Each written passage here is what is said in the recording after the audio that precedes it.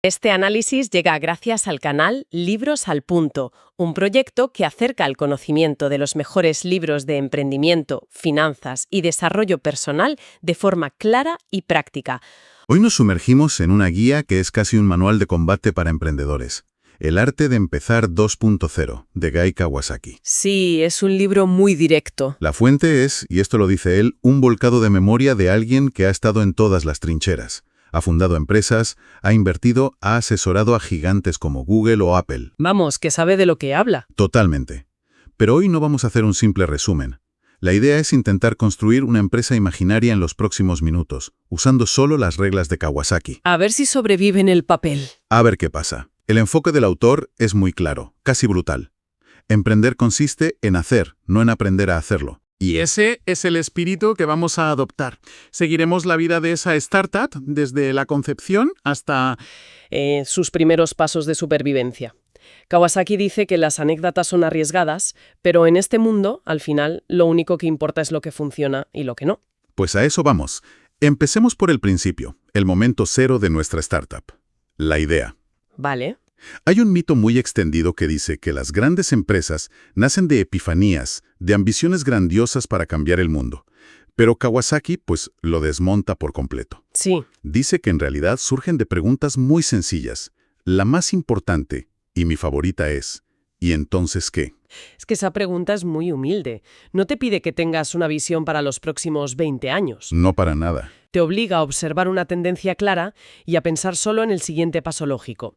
Es un antídoto fantástico contra la parálisis por análisis. Totalmente. El ejemplo que pone es brillante. Instagram. La premisa es una observación simple. Todo el mundo tendrá un smartphone con cámara y acceso a Internet. Algo que hoy es obvio, pero entonces no tanto. Claro. Y a partir de ahí la pregunta. Vale, ¿y entonces qué? Pues que la gente podrá hacer fotos y compartirlas. Exacto. ¿Y entonces qué? Pues que deberíamos crear una app para ello. Y de esa cadena de preguntas sencillas nace una empresa multimillonaria, no de un plan para revolucionar la comunicación visual global. Claro. Hay otras como ¿existe una manera mejor de hacerlo? Que fue el origen de Porsche o del Apple I. O la más estratégica, ¿dónde está la debilidad del líder del mercado? Que es como Netflix vio la grieta en el modelo de Blockbuster. Justo. Y una vez que empiezas con esas preguntas, necesitas un marco para saber si la respuesta es una buena idea o solo una ocurrencia. Y ahí es donde introduce el concepto del punto óptimo. Propone visualizar un diagrama de Venn con 3 círculos que se solapan. A ver. El primero es la experiencia, lo que sabes hacer, tus habilidades. El segundo, la oportunidad, un mercado ya sea existente o potencial. Y el tercero es la pasión, aquello que te mueve, que te haría trabajar en ello incluso gratis. Y la idea buena está en la intersección de los 3. Exacto, ese es el punto óptimo. Pero, a ver, seamos realistas. Encontrar la intersección perfecta de los 3 círculos suena a buscar un unicornio. ¿Qué pasa si tienes una pasión arrolladora y ves una oportunidad, pero no tienes la experiencia técnica para construirlo? Es una objeción muy válida. Y Kawasaki lo matiza. Dice que no es necesario tener los 3 factores al 100% desde el principio. Ah, vale. Con tener 2 bien definidos, el tercero se puede desarrollar. Si tienes pasión y experiencia, buscas la oportunidad. Si tienes pasión y una oportunidad, pues puedes adquirir la experiencia o, y esto es clave, Asociarte con alguien que la tenga. justo. El modelo no es una ley rígida, es más bien una brújula. Y eso nos lleva directos al siguiente paso. Nuestra startup ya tiene una idea en ese punto óptimo.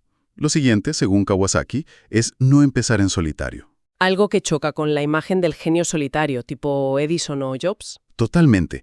Insiste en la necesidad de encontrar compañeros del alma, cofundadores. La anécdota visual que usa es genial. Un video de un hombre bailando solo en un festival. Sí, que parece un loco. Parece un loco, pero de repente se le une una persona. Y en ese instante el loco solitario se transforma en un líder. Ese primer seguidor es el cofundador. Sí, aunque también advierte que el primer seguidor equivocado puede ser peligroso. Cierto. Por eso, insiste tanto en que los cofundadores deben compartir valores, no solo entusiasmo. El análisis que hace es muy útil. Se necesitan similitudes y diferencias. ¿En qué sentido?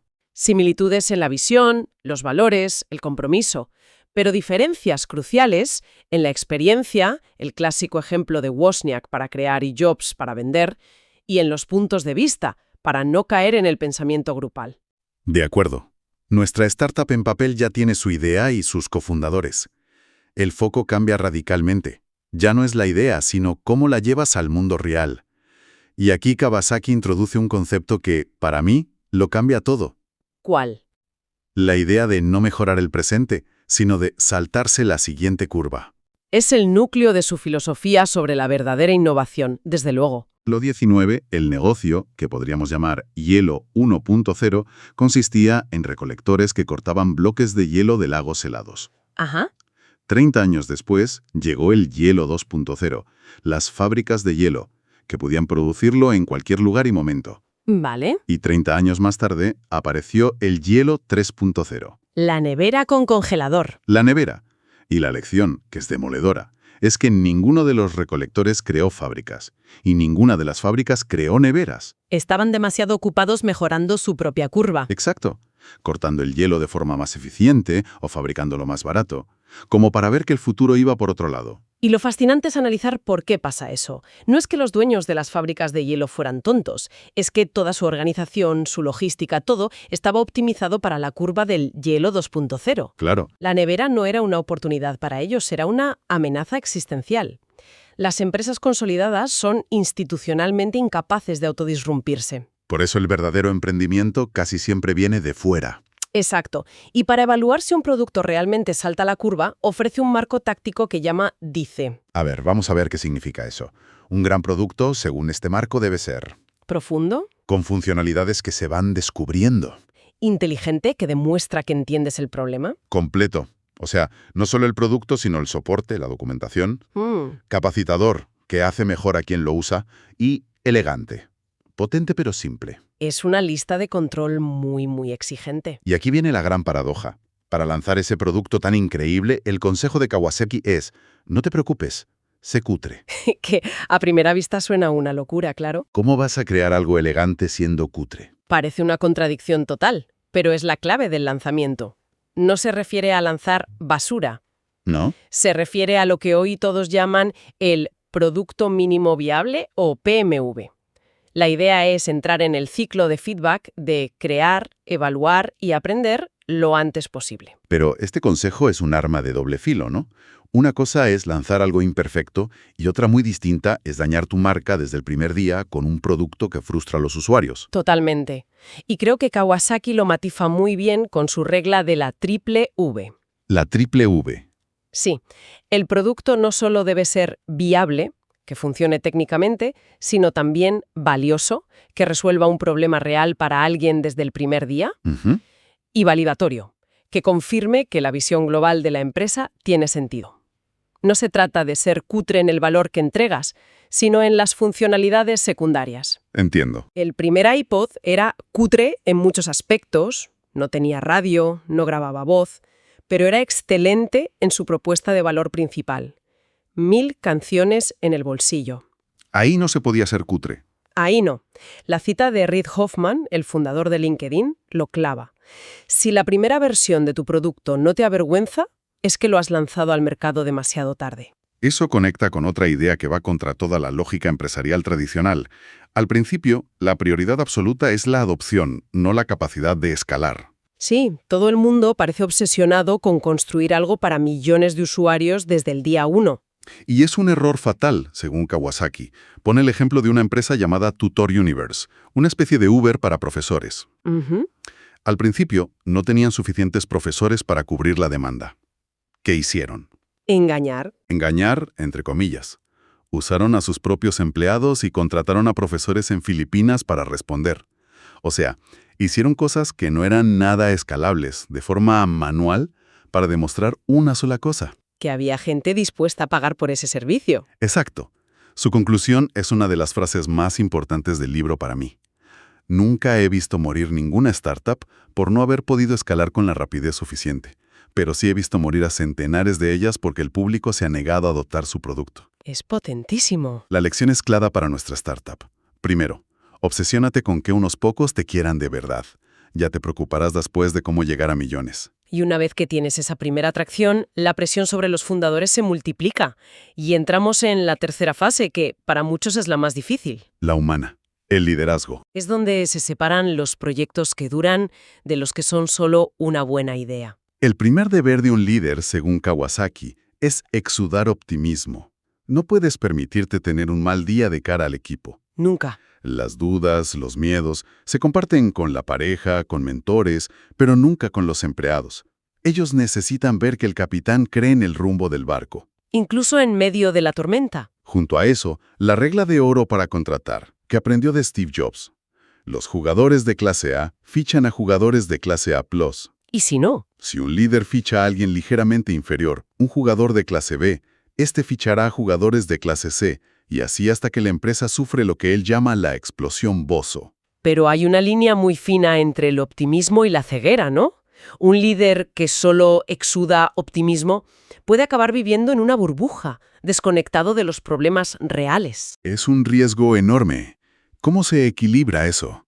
Pues Kawasaki lo aborda con una analogía fantástica de la película Matrix. A ver. Un líder debe ser capaz de tomar la pastilla roja para ver la realidad, por muy dura que sea.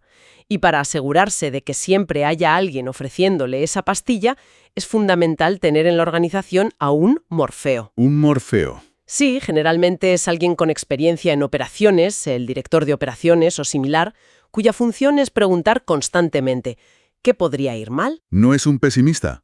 No, es un realista. Es el contrapeso necesario a la visión, a veces demasiado idealista, del fundador. Es la persona que te obliga a mantener los pies en la tierra. Me encanta esa idea del Morfeo interno. Y hablando de mantener los pies en la tierra, pasemos al modo supervivencia, el bootstrapping. Arrancar con recursos propios, no en la rentabilidad. Se trata de sobrevivir un día más, básicamente. Y dentro de esta mentalidad de guerrilla comparte uno de los consejos más sorprendentes del libro. ¿Cuál? Olvídate del equipo con valía demostrada. Uf, ¿eso va contra la sabiduría popular? Totalmente. Todos dicen que necesitas un equipo de veteranos con un currículum impecable, pero él cuenta la increíble historia real de George Danzig. El estudiante de estadística, ¿verdad? Él mismo. Un día llegó tarde a clase de estadística en Berkeley y vio 2 problemas en la pizarra. Y pensó que eran deberes. Hoy se los entregó al profesor. ¿Y la sorpresa fue? La sorpresa fue que esos 2 problemas eran en realidad 2 famosos teoremas estadísticos que hasta ese momento nadie había podido demostrar. ¡Qué bueno! Como él no sabía que eran irresolubles, pues simplemente se puso a trabajar en ellos y lo consiguió. Que es una historia alucinante. Y la conclusión que saca Kawasaki es potentísima. A veces la bendita ignorancia capacita de una manera asombrosa. Claro. La gente con muchísima experiencia sabe demasiado sobre lo que no se puede hacer, sobre los límites, las barreras, y eso puede ser un freno. Conecta perfectamente con la idea de saltarse la siguiente curva. El equipo, con valía demostrada, es experto en la curva actual.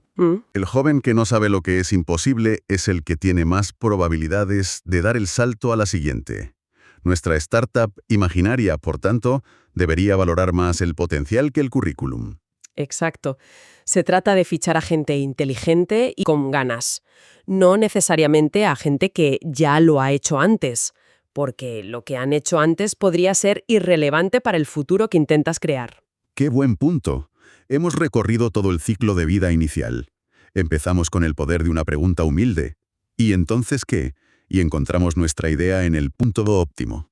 Luego, con los cofundadores, lanzamos un producto cutre pero valioso. Centrándonos en la adopción. Y finalmente, aprendimos a liderar con una mezcla de optimismo y realismo crudo, y a sobrevivir gracias en parte a la bendita ignorancia. Y para terminar, me gustaría dejar una última reflexión que se extrae del libro. Es un dilema que atormenta a muchísimos emprendedores y creo que sirve para que la audiencia medite. A ver. La pregunta ¿es mejor lanzar demasiado pronto o demasiado tarde? La eterna duda que paraliza a tantos proyectos. Exacto. Y la respuesta del autor es increíblemente liberadora. Dice que, a largo plazo, da igual. Da igual. Da igual. Si el proyecto tiene éxito dentro de 10 años, nadie se acordará de la fecha exacta del lanzamiento ni de los fallos de la primera versión. Y si fracasa, A nadie le importará lo más mínimo tampoco. tampoco. La clave es lanzar cuando el producto sea funcional, estable y demuestre que tiene el potencial de saltar la curva, sin obsesionarse con una perfección que nunca llega. Es una invitación final a la acción. Es eso. una invitación contundente a la acción por encima de la parálisis. Al final, como dice el propio libro, emprender consiste simplemente en hacer.